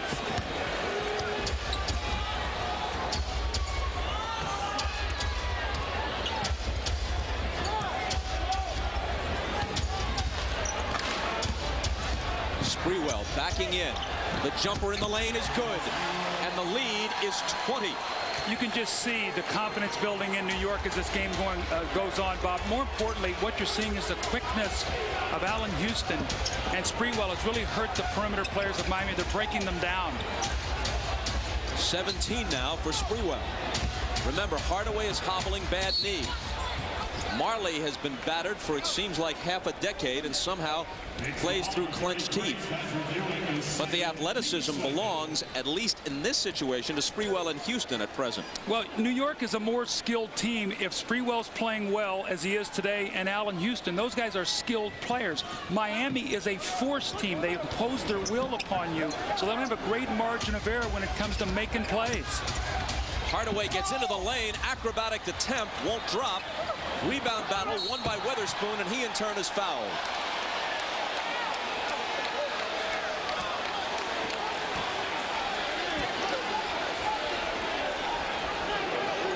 We're waiting to see who it was on. Ewing picked up his second a moment ago.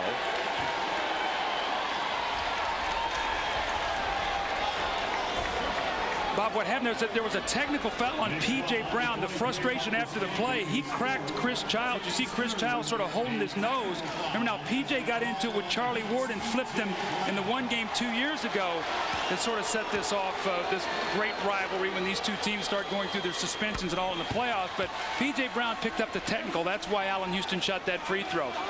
And Camby picked up the personal at the other end. You see it right there. He came across and hit him in the face.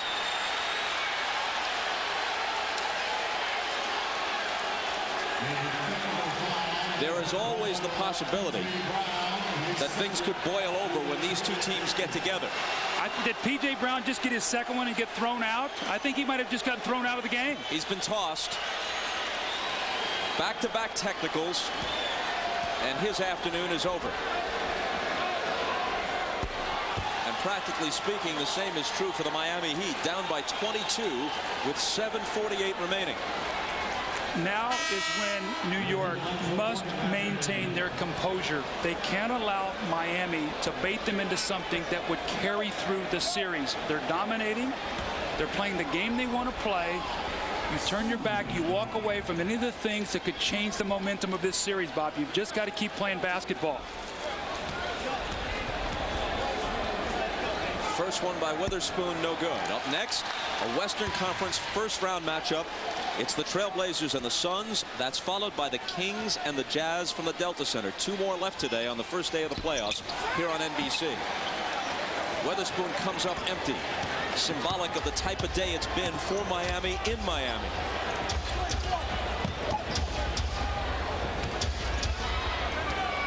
Mourning back on the floor, playing with 5 fouls. Sprewell. Tough hoop. See, they just own the perimeter right now. But Leonard, with that sore leg that he's had all season, the broken leg, cannot guard him, and neither can Porter guard Allen Houston. They're having their way right now on the perimeter. 19 for Sprewell. New York by 24. Mourning has it squirt out of his hands, and the Knicks take it back. Go back to Sprewell. Go to Allen Houston. Use some clock. In a few more minutes, unless Miami makes a furious run, Van Gundy can probably pull Ewing for good. Sprewell on the move. When you got a hot hand, you go to it, and you tell the other team, we're going to give you this until you stop it. And you know what? Sprewell has not been stopped all day. The Knicks came into this series firmly believing they could be competitive. In Game 1, they have been dominant.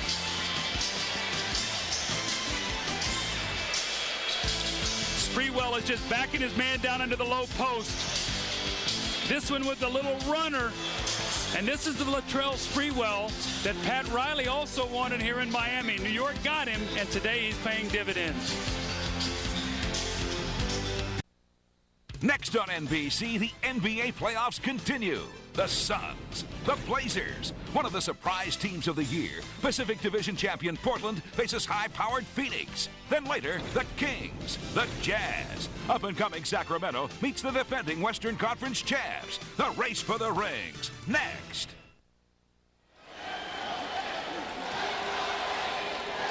Everybody knows that Jeff Van Gundy's future hinges on how the Knicks do. Maybe not just in this series, but beyond. It's harsh, but it's true. Van Gundy knows it. He accepts it. His father was a high school and small college coach for 40 years. His father, Bill. His brother, Stan Van Gundy, is over on the other bench. He understands what the coaching life is about. Dave Checketts will have to decide. Today doesn't hurt. Here's Porter. Hardaway. The three. Way off. You know what's been amazing is no good looks from Miami. They just closed out on every shot. They're scrambling. There's, you see Stan Van Gundy. He's gone through it. He was fired at the University of Wisconsin as a coach. And when you go through that, it's a painful experience. He's sort of in a catch-22. He wants to win the series, but at the same time, he'd like for his brother to keep his job. Childs drills a three. And the Knicks just pour it on. If you've just tuned in, that is not a misprint, nor is this a misstatement. The Knicks by 29. Meanwhile, Hardaway has shot 4 for 18, Marley 0 for 6, and the bench has exactly 2 points, a pair of free throws by Porter for Miami. Well, you see Tim Hardaway is done for the day. Rex Walters is in the game. But, you know, Bob, yesterday we spent time with both coaches, and it was, you know, Miami felt the pressure was on them. They're the #1 seed. They're supposed to win. I really saw a confidence in Jeff Van Gundy yesterday that he felt great that his team had a chance to win this series. Sprewell with the steal, and then Leonard just reached out and grabbed his jersey to pull him back. We mentioned that this is not the typical 1-8 series, especially in the East, because in the 3 years prior to this, the 1 seed was, of course, Jordan and the Bulls. 3 straight sweeps. Last year against New Jersey, the year before against Washington, and in '96 against Miami. 9-0 in the first-round best-of-5 against the 8 seed. Different deal here for Riley and Miami. Well, I think you see also, too, the difference in the disparity between 1 and 8 in the regular season as opposed to a shortened season. And, you know, Bob, also, too, when you talk about Miami, New York, when you come into this series, everybody's saying, you know what, if New York plays to their ability, they can play much better than they did during the regular season. You couldn't really say that about Miami. Miami's the kind of team that's going to play the same way during the regular season and the playoffs. They're not going to be able to up their level or their effort. They play that way all the time. So you're seeing right now a New York team that is playing much, much better than they did during the regular season. Can they sustain it and win 3 of 5? Ewing now is done with 15 rebounds, 9 points, and 4 blocks. As Dudley has come in. Meanwhile, as we're into garbage time much earlier than we generally would be, Miami cuts it to 85-57, if cuts it is the right term.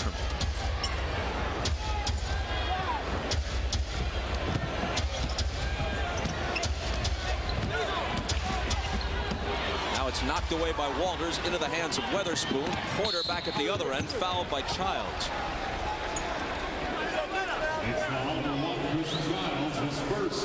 So like Ewing, Mourning is finished for the afternoon, and Dwayne Coswell, who made the last bucket a moment ago from Miami, veteran out of Temple, a 7-footer who wears number 4, is on the floor. There's nothing better when you're the road team starting a playoff series to go in and get that first win, because when you lose a game, all you have to read about is all the negative things about how your team played or whatever. Now they're going to be in this city, and Miami is going to get it all poured upon them by their hometown newspapers and media about what New York did to them. The important thing for New York, though, this series is by far from over, Bob. They don't add up the total points during a series. You know, it's who can win 3 out of 5. You saw Mourning on the bench a moment ago. He had 27 points, 8 rebounds, 5 blocks.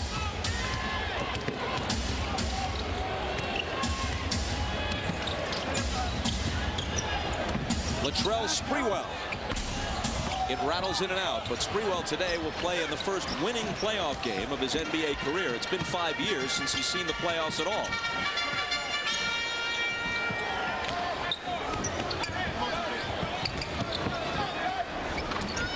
Terry Porter through a crowd to Leonard for the jumper that's good, and the three-pointer comes entirely too late.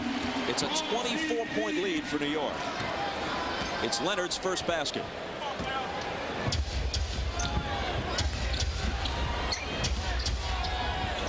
Houston to the left hand. Oh, Allen Houston with the pump fake, the 360 spin, the left-handed layup. It's all working. 20 points for number 20. Again, it's Leonard. Again, it's good. Now, he has shot the ball well in practice, and they need his shooting. The problem is defensively, he hurts them right now because he's not right with those legs. So Pat Riley's going to have to find a way to be able to use him in this series judiciously, but they're going to need him. Houston over Porter, 22. Well, now he and Sprewell both have 22 points, and Bob, when they both score 20 in the same game, now they're 5-0. They're undefeated when those two guys get it cooking together.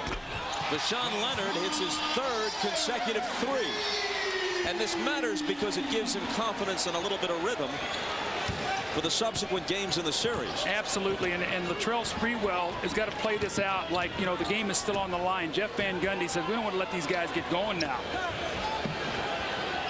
Childs, head fake into the lane, finds Camby.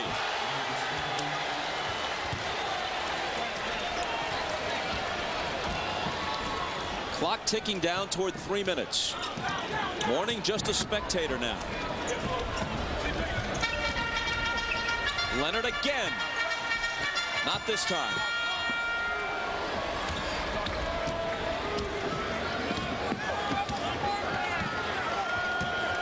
Game 2 will be here on Monday. So only about 48 hours or so for Miami to regroup. And part of that will simply be to endure an interrogation from the Miami media.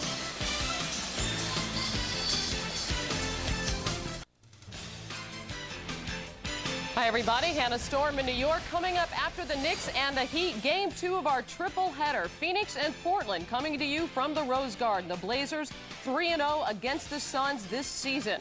The Blazers looking to end a string of 6 straight first-round playoff losses, and the Suns' hopes pinned on Jason Kidd, the NBA assist leader with an amazing 7 triple-doubles this season. The rest of the league combined just had 9. For the Blazers, Rasheed Wallace will get the start today, just his 19th of the season, as Mike Dunleavy tinkers with his lineup. In preparation for Game 1 of that series, it's Phoenix at Portland coming up next.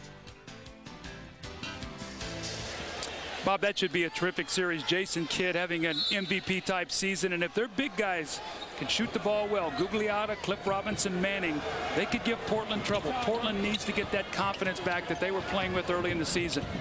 Rick Brunson in for the first time, and so too is Herb Williams at age 41. The veteran center, veteran is an understatement, out of Ohio State. Dudley misses the little jumper, but the tip falls for Marcus Camby, who scored 9. Brunson guarding Walters. Brunson had a good game on Wednesday night against Miami as each team used its reserves liberally. Here's Dwayne Coswell. Doesn't drop, but he'll come to the line. Mark Strickland is also on the floor for the first time in this game for Pat Riley's Heat. He wears number 5, and he also wears a face guard over his broken nose. He caught a Dikembe Mutombo elbow in the last week of the regular season. That gave Mutombo a strange sort of hat trick. It was the 3rd opponent's nose he had broken this season. The Nets, Jason Williams, and the Celtics, Vitaly Potapenko, and then finally Strickland. They say Dikembe's awkward. I think sometimes he knows where those elbows are going. You get in that post with him, you better watch out. Coswell can't hit either one. Brunson comes back around Walters to the basket, tries the reverse, ball knocked away. And we move inside 2 minutes, which is the best news possible for Miami at this stage. Strickland was going for the dunk, and he was fouled. If you're Riley, look at the expression on Mashburn's face. If you're Riley, what do you say to your team? That's tough because They were thoroughly handled today, and what he's got to be able to do now. But remember, he's been through this before in the finals. Remember when he was with the Lakers and they went into Boston Garden and got beat by about, what, 35 or 40, and they came back. Now the difference is he had Magic Johnson and Jabbar. He doesn't have that kind of talent, and New York is playing very, very well right now. Great confidence, and they love this matchup. So he's going to have to try to instill some confidence, but this is a shaken team right now. This Miami team, seeded #1 in the East, is probably not as good as the team that won 61 a couple of years ago. But that team had Michael Jordan and the Bulls in its way, as did the rest of the NBA. So in a very real sense, this might be Riley's best chance this year. He told us yesterday, and it's no secret, that he and just about everybody else views it as more wide open, especially the Eastern teams. More of a realistic chance to make the finals now than ever before. But this is not a good way to start for Riley. Well, you see all the guys shaking their head over there, Alonzo and Mashburn and Tim Hardaway. But, like, to me, it's going to be a major uphill battle if Tim Hardaway's leg is not any better than it was today. I thought he really struggled. As we see the brackets, great series there, Detroit and Atlanta. That starts tonight. Some good matchups. I think the team that got the real break in the first round was Indiana. Gets sort of a beat-up Milwaukee team, and they have to take care of business quick in that series. Without diminishing what George Karl and the Bucks accomplished this year in a turnaround season, that's really, of those 4 Eastern matchups, that's really the only one that doesn't look like it could be a truly competitive 5-game series, and wherein it's hard to imagine the underdog winning. Only Indiana appears to be a prohibitive favorite of those 4 matchups. I would agree that, especially with the injuries. Glenn Robinson is not 100%. They've lost Vinny Del Negro, Del Curry out with some back spasms. He's not 100%, and they're a team that depends on that 3-point shooting. Weatherspoon connects. A minute to play. New York by 20.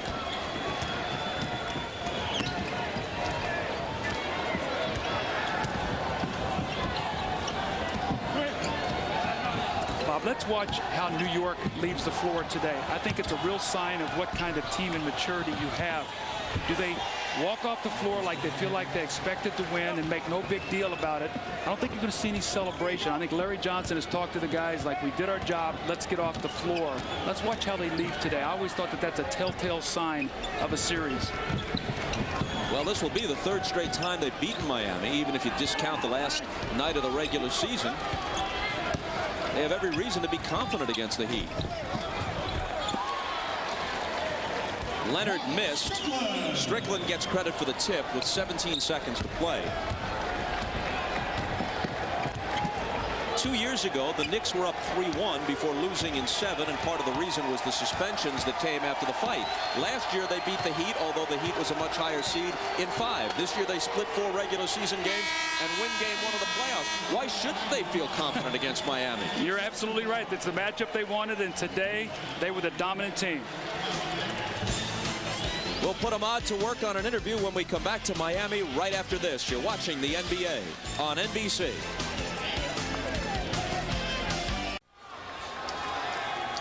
Back in Miami, and here's Ahmad Rashad.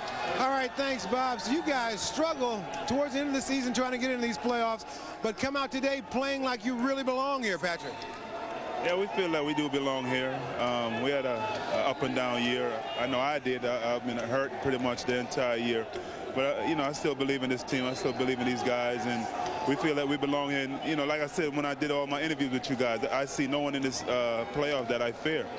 Larry, I noticed that towards the end of the game, you guys leading very big, but you were the calming influence on this team, coming out telling me you guys really expected to win this game. Well, I think our confidence was extremely high, not because we was overconfident that we can beat this team. It's because we do believe in ourselves, Ahmad. Like Patrick said, it's been an up and down year. We've only had 2 days to prepare. And, you know, I think the coaching staff did an excellent job of getting us in the right frame of mind of coming out here, not only this series against Miami, but this whole playoff of getting us right and ready to play every night. All right, congratulations, you guys. The home court advantage has now changed. Good luck to you. Thank you, all right, back to you, Bob. Ahmad, thanks a lot. A couple of quick notes before we leave the air here. Doug, you wanted to watch how the Knicks left the floor. The way I saw it, about as matter-of-factly as possible. The kind of business we expected to do. In the last 2 playoff series, the last 2 years between these teams, the Game 1 winner did not win the series for whatever that may be worth. Today's final, New York 95, Miami 75. For Doug and Ahmad, I'm Bob Costas. Now stay tuned for Game 2 of our NBA on NBC playoff tripleheader, the Suns and the Trailblazers.